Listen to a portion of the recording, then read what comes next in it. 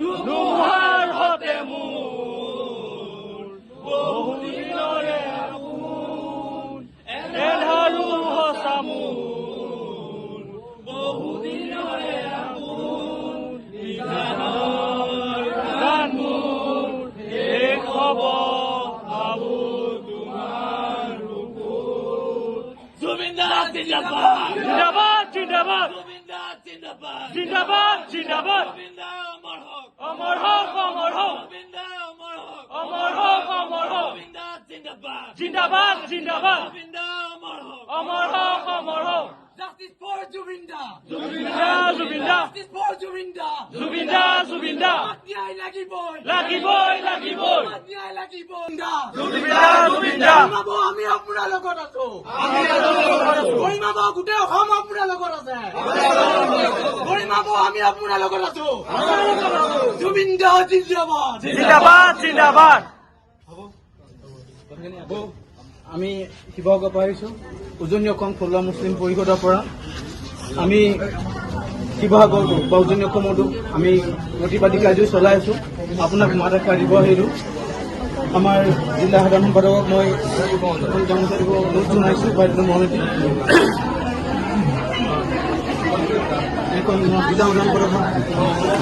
আৰু এটা জুবিন দাৰ প্ৰিয় গছপুলি মাহৰ পুলি এটা আপোনালোক আগ্ৰহ দিব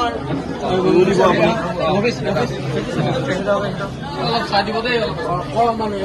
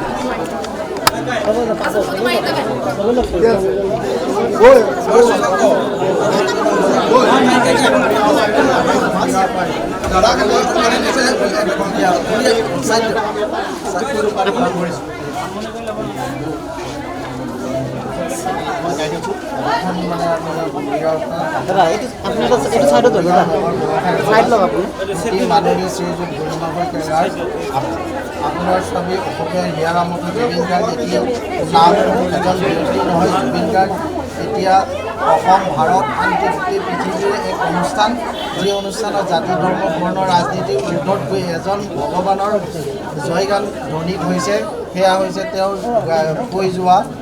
গাই যোৱা এটি গীত যি প্ৰাৰ্থনাৰ ৰূপ লৈছে মায়াবিনী ৰাতিৰ বুকুত যিজনে নিজৰ চিতাৰ বাবে চন্দন গছ ৰুই গৈছিল সাগৰৰ বুকুত শুবলৈ ইচ্ছা কৰিছিল গীতৰ কথাৰ মাজেৰে তেওঁৰ ইচ্ছাৰ কথা প্ৰকাশ কৰিছিল আৰু সেইদৰে সকলো হৈছিল তেওঁ মাতিলে বতাহ আহিছিল জীৱ জন্তু দৌৰি আহিছিল তেওঁ গাই যোৱাৰ দৰে অসমৰ ক'তো বৰষুণ নপৰাকৈ কেৱল সৰু সজাত এজাক বৰষুণে তেওঁ ধুই থৈ গৈছিল তেওঁৰ চিতাৰ চন্দনৰ গোন্ধ ঘৰত বহি টিভি চাই থকা মানুহে পাইছিল সেয়ে সকলোৱে বিশ্বাস কৰিছে যে জুবিন ভগৱানৰ অৱতাৰ আছিল সেয়েহে আমি মৰিগাঁও নগৰ ব্যৱসায় সমাজে স্বীকাৰ কৰিছোঁ যেনেকৈ সূৰ্যৰ ৰশ্মিৰে সৌৰজগতৰ অন্তৰ্গত এই পৃথিৱীৰ উজলি আছে প্ৰাণ পাই আছে সেইদৰে আমাৰ অসমৰ আকাশ বতাহ মন মগজু প্ৰকৃতি জুবিন গাৰ্গৰ সংগীতেৰে গৰিমাৰে উজলি আছে আৰু থাকিব যিদৰে সূৰ্যৰ মৃত্যু নাই সূৰ্য কেতিয়াও নিজে নিষ্প্ৰভ নহয় সেইদৰে আমাৰ হিয়াৰামতো জুবিন গাৰ্গৰ কৰ্মৰাজি সংগীত কণ্ঠ কেতিয়াও অসমবাসী ভাৰতবাসী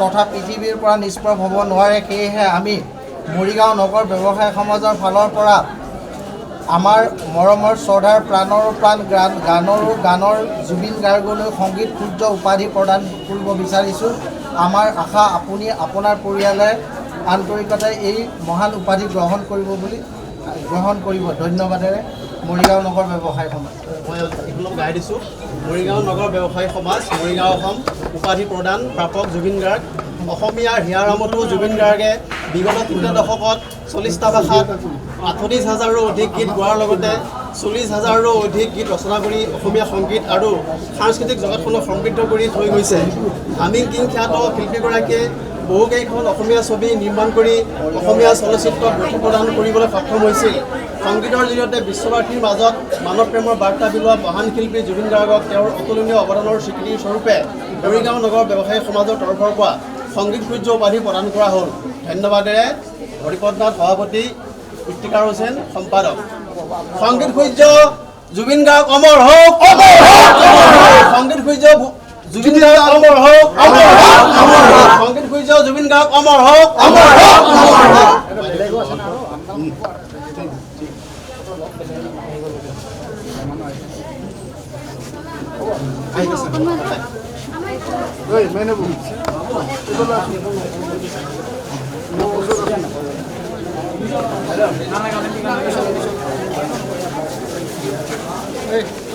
মূল কথা স্পষ্ট, বৌক মাতষাৰ লগাব আহিলোঁ আৰু এটি সৰু জুবিন দালৈ আমি শ্ৰদ্ধাঞ্জলি জনালোঁ।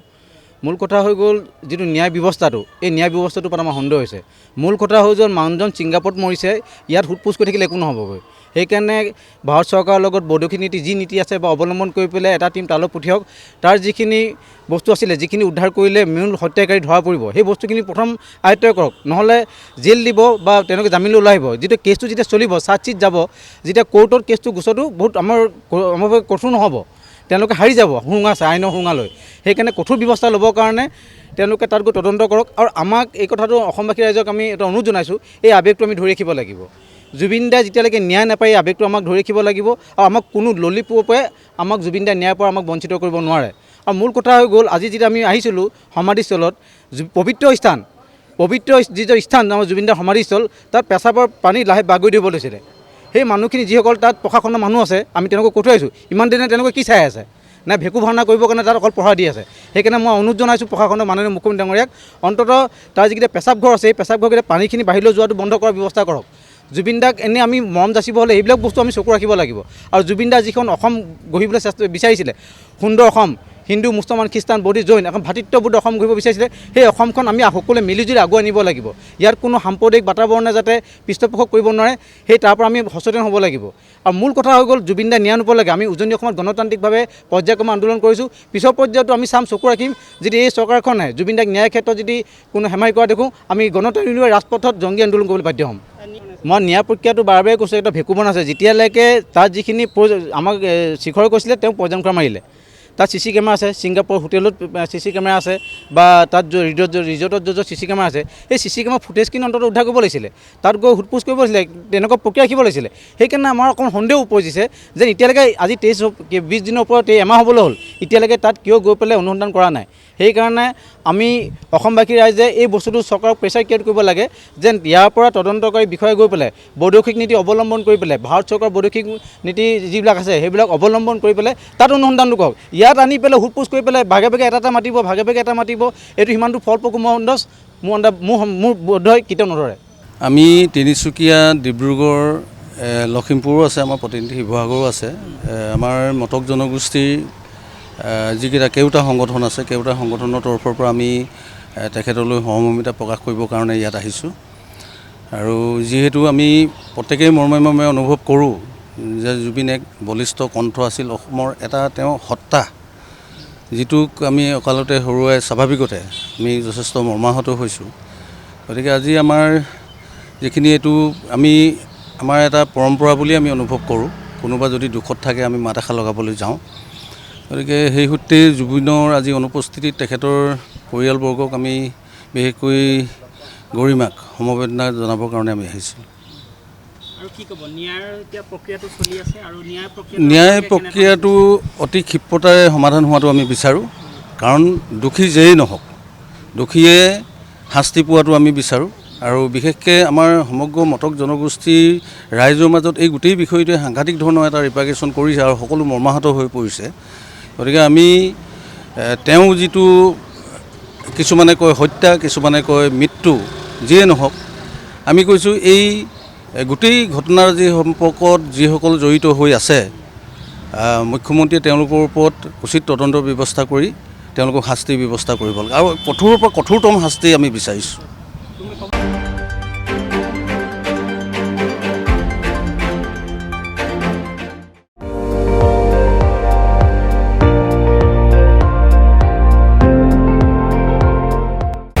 আপুনি আপুনি চাই আছে ND24 সৰ্বশ্ৰেষ্ঠ নহয় সৰ্বোত্তমৰ দৌৰত।